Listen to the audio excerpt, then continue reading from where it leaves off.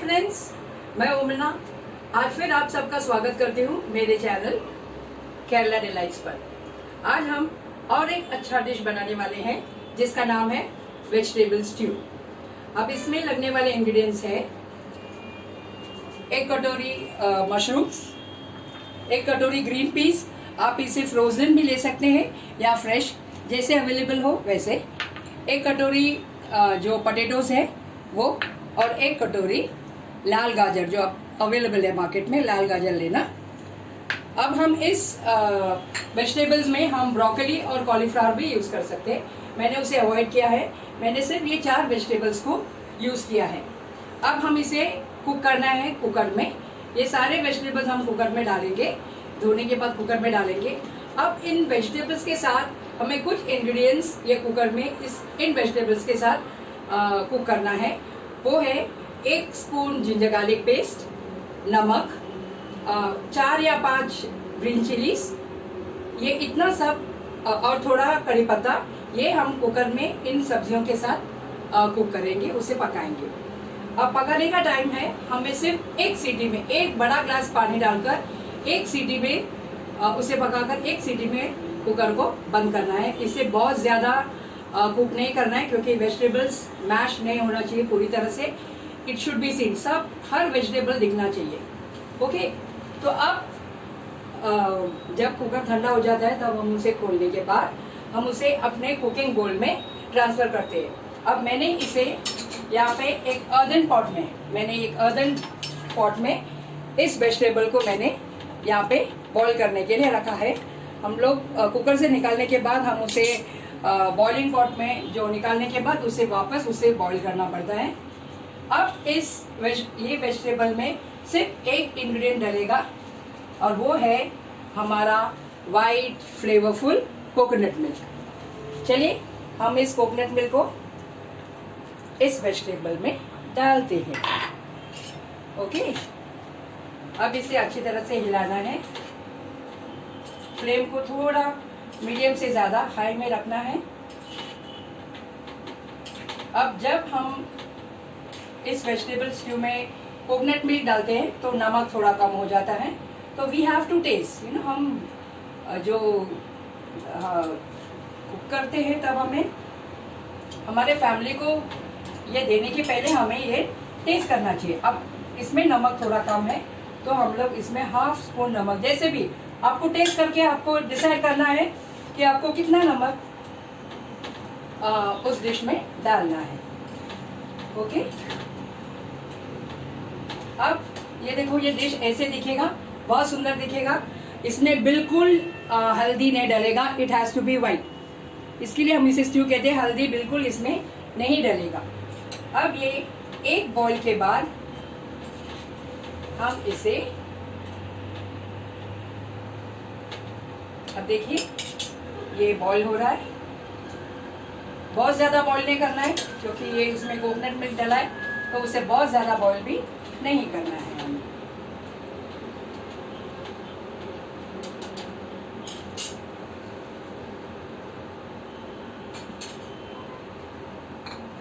देखिए बॉईल हो चुका है। अब हम इसे फ्लेम से उतारते हैं। अब उतारने के बाद इसका सीजनिंग होगा।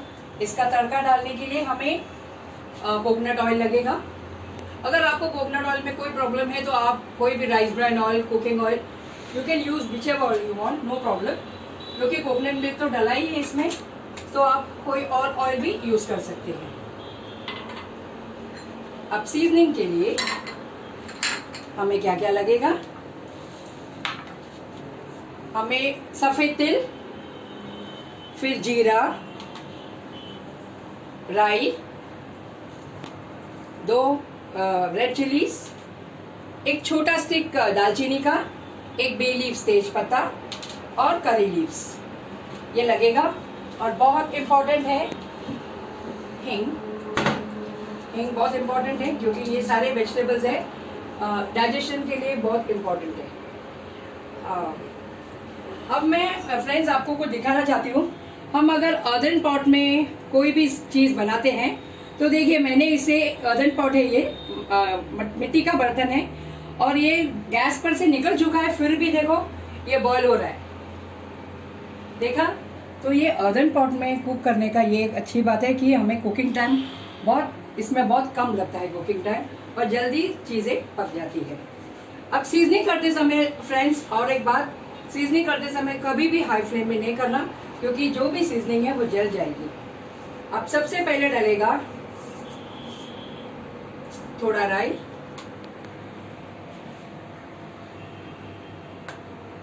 फिर डलेगा जीरा, just half spoon is enough, not more. फिर डलेगा सफेद तिल, वो भी हाफ स्पून। उसके बाद आपको ये तेज पत्ता डालना है और दालचीनी भी उसमें गई। अब ये जो रेड चिलीज है, वेरी डेंजरस, इसे कभी भी पूरी तरह से कोई भी कुकिंग डिश में नहीं डालना है, हमें इसे हमेशा तोड़कर ही डालना है। इसका जो रीज़न है मैं आपको बाद में बताऊंगी। देखिए, और तोड़ने के बाद प्लीज चेक कीजिए,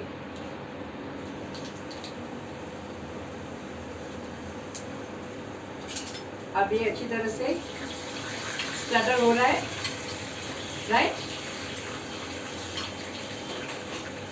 अब डलेगा इसमें करी लीव्स, ये भी अच्छी तरह से स्प्लैटर होना चाहिए।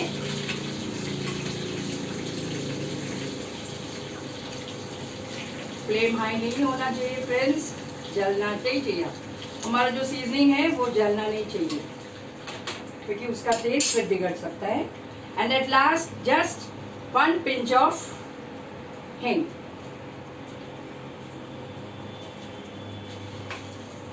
इसके बाद हम गैस को बंद करते हैं और ये पूरा सीजनिंग जाएगा हमारे वेजिटेबल स्ट्यू में।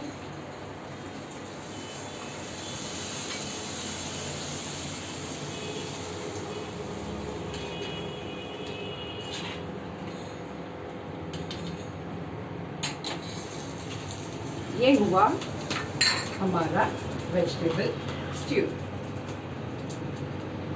हम लेडीज लोग हमेशा बहुत सतर्क रहते हैं कि हमारा जो कुकिंग टेबल है वो हमेशा साफ रहना चाहिए। ओके, अब मैं आपको ये वेजिटेबल स्ट्यू कैसे दिखता है वो बताने वाली हूँ।